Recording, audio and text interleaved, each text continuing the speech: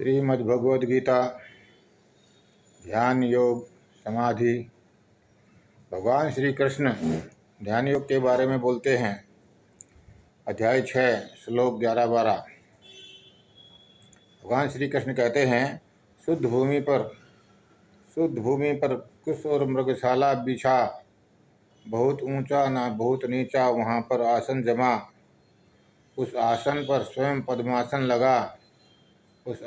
स्वयं पद्मासन लगा और ध्यान धर। इंद्रियों की क्रियाओं को अंतःकरण में स्थिर जमा, मन को एकाग्र कर अपने अंतःकरण में ध्यान रमा। इस विषय में देखिए अष्टावक्र क्या कहते हैं। अष्टावक्र जी क्या कहते हैं, तो संग रहित क्रिया रहित स्वयं प्रकाश रूप निर्दोष, यह तो तेरा बंधन है जो करता रहा समाधि प्रयोग।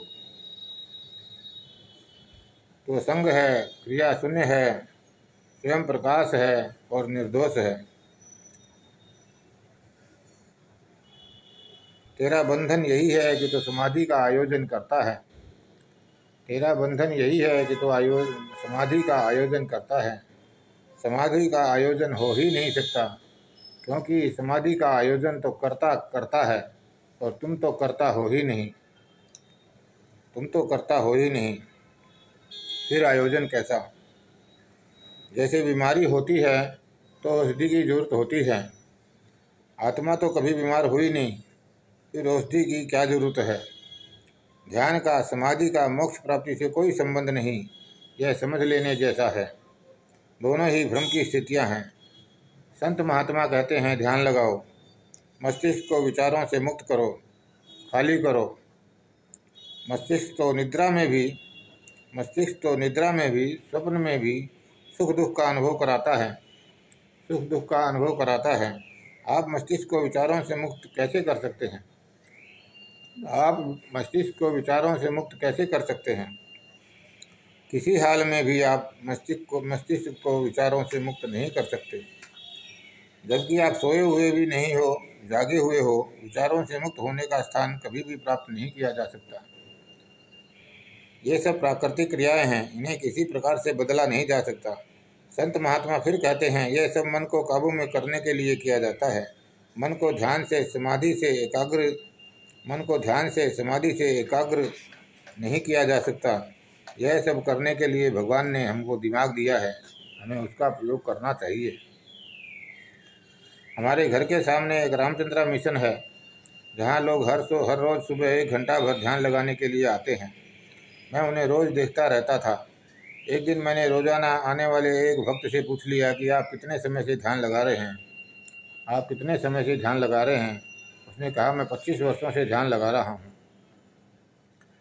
मैंने उससे पूछा, आप 25 वर्ष पहले जो ध्यान लगाते थे उस समय आपको क्या अनुभव होता था, और आज जो आप ध्यान लगाते हो तो आज आपको क्या अनुभव होता है? उसने मुझे क्रोध से ऐसे घूरना शुरू कर दिया कि बस पूछो मत, और बिना उत्तर दिए चल दिया। परंतु कुछ नहीं होता। लोग इतने वर्षों में कुछ भी नहीं हुआ। जो उसको 25 वर्षों पहले ध्यान होता था वही अभी आज भी हो रहा है। ध्यान में कुछ केंद्रित नहीं होता। वे वहीं के वहीं रहते हैं जहाँ पहले दिन होते हैं। आप पूरा जीवन ध्यान लगा लो, तपस्वी लोग लगाते भी हैं, पर कोई कहीं नहीं पहुँच सका। किसी ने आज तक यह नहीं कहा कि हाँ, मैंने परमात्मा की प्राप्ति की और परमात्मा की प्राप्ति मैंने ऐसे की। तुम भी ऐसे ही परमात्मा की प्राप्ति कर सकते हो। आज तक किसी ऋषि महर्षि ने ऐसा नहीं कहा। दूसरा अष्टावक्र कहते हैं, तो संग रहित क्रिया रहित स्वयं प्रकाश रूप निर्दोष। तू निर्दोष है, तू पापी है ही नहीं। आज तक किसी संत महात्मा ने, ऋषि महर्षि ने यह नहीं कहा कि तुम निर्दोष हो, पाप तुम्हें छू भी नहीं सकता। हर किसी ने यही कहा कि ये तुम्हारे पिछले जन्मों के पाप हैं। किसी ने यह नहीं कहा कि तुम करता नहीं हो। जब तुम करता नहीं हो तो फिर तुम पापी कैसे हो सकते हो, पुण्यात्मा कैसे हो सकते हो? भगवान श्री कृष्ण भगवान श्री कृष्ण तीसरे अध्याय के तीसरे श्लोक में 14वें अध्याय के छठे श्लोक में और 15वें अध्याय के 20वें श्लोक में अर्जुन को हे निष्पाप अर्जुन कहकर संबोधित करते हैं। हे निष्पाप अर्जुन कहकर संबोधित करते हैं। इसका अर्थ ये हुआ कि अर्जुन निष्पाप नहीं है, मतलब कृष्ण भगवान ने भी वही कहा है जो अष्टावक्र ने कहा है कि तू निर्दोष है, पापी नहीं है। सब धर्म कर्म को त्याग कर तू मेरी शरण आ जा, मुझे सबका आधार समझ तू मेरी शरण पा जा। मैं तुझे तेरे सभी पापों से मुक्त कर दूंगा, परम कल्याणकारी मोक्ष तुझे प्रदान कर दूंगा। फिर वे कहते हैं तो सब कुछ छोड़कर मेरी शरण आ जा, मैं तुझे पापों से मुक्त कर दूंगा।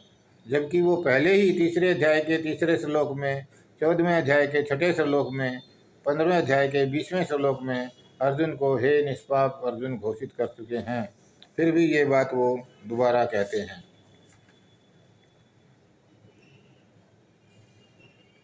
आगे श्रीमद्भगवद गीता में अर्जुन कहते हैं, भगवान श्री कृष्ण कहते हैं 18वें अध्याय के 61वें श्लोक में भगवान अर्जुन को कहते हैं ईश्वर सर्वभूतानाम हृदय से अर्जुन तिष्ठति भ्राम्यन सर्वभूतानि यंत्रूढ़ानि माया। हे अर्जुन, ईश्वर संपूर्ण प्राणियों के हृदय में रहता है और अपनी माया से शरीर रूपी यंत्र पर आरूढ़ हुए सभी प्राणियों को उनके स्वभाव अनुसार भ्रमण कराता रहता है। यहाँ पर यह साफ कर देना अति आवश्यक है कि ईश्वर सभी प्राणियों में उनके स्वभाव अनुसार भ्रमण नहीं कराता, बल्कि मनुष्य अपने स्वार्थ, लालच और लाभ के लिए स्वयं भ्रमण करता है। उस समय ईश्वर रूपी आत्मा अंदर से आवाज़ देती है कि बेटा ऐसा मत कर, बेटा ऐसा मत कर, यह गलत है। परंतु आदमी कहता है अभी तो रुक, अभी तो 50,000 का फ़ायदा हो रहा है, इसको अंदर करने दे, तो कल आना समझाने को। इस तरह मनुष्य हर बार आत्मा की आवाज़ की अवहेलना करता रहता है और अपने स्वार्थ में, लालच में, अहंकार में, क्रोध में वह सब करता रहता है जो उसे नहीं करना चाहिए। इसमें ईश्वर रूपी आत्मा का कोई हाथ नहीं होता। उसकी तो आत्मा का तो अवहेलना होती रहती है, आत्मा की तो हमेशा अवहेलना होती रहती है। ईश्वर की वाणी किसी को सुनाई नहीं देती, लालच और स्वार्थ की वाणी साफ सुनाई देती है। आत्मा अंदर सोती रहती है। फिर भगवान श्री कृष्ण आगे कहते हैं तमेव शरणम गच्छ सर्वभावेन भावर्तय तत्प्रसादात् पराम शांति स्थान प्राप्ति शाश्वतम। हे अर्जुन, तो सर्वभाव से उस ईश्वर की शरण में जा, उसकी कृपा से तो परम शांति और परम पद को प्राप्त कर लेगा। हे केशव, आप अर्जुन को किस ईश्वर की शरण में जाने को कह रहे हैं? हे केशव, आप अर्जुन को कौन से ईश्वर की शरण में जाने को कह रहे हैं? ब्रह्मा जी की शरण में जाने को कह रहे हैं, या शंकर भगवान की शरण में जाने को कह रहे हैं, या विष्णु भगवान की शरण में जाने को कह रहे हैं, या भगवान रामचंद्र जी की शरण में जाने को कह रहे हैं, या गणेश जी की शरण में जाने को कह रहे हैं? कौन से ईश्वर के शरण में जाए अर्जुन?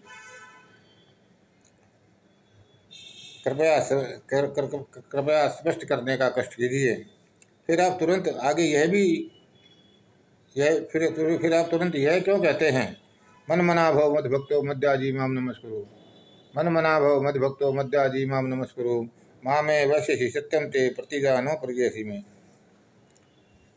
तू मेरा भक्त बन, मेरा पूजन कर, मेरे में मन लगा, मेरे को नमस्कार कर। कभी कहते हो उस ईश्वर की शरण चले जा, कभी कहते हो मेरा भक्त बन, मेरा पूजन कर। यह सब क्या है केशव? आगे फिर कहते हो सब सर्वधर्मान परित्यज्य मामेकं शरणं व्रज अहम त्वा सर्वपापेभ्यो मोक्षयिष्यामि मा शुचः। सब धर्म कर्म को त्याग कर तू मेरी शरण आ जा, मुझे सबका आधार समझ तू मेरी शरण पा जा।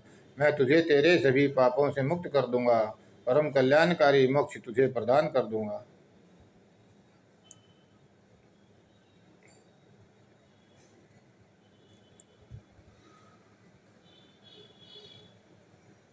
पापों से तो आप पहले ही मुक्त कर चुके हो, फिर क्या मुक्त कर दोगे?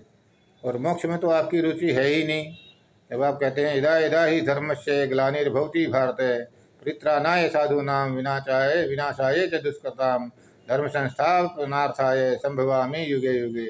मैं हर युग में अवतार लेकर पृथ्वी पर आता हूँ, तो मोक्ष में तो आपकी भी रुचि नहीं है, फिर अर्जुन को क्यों मोक्ष का लालच दे रहे हो भगवान? इस मोक्ष में आपकी रुचि नहीं है, उसी का लालच अर्जुन को क्यों दे रहे हो भगवान? धन्यवाद धन्यवाद धन्यवाद।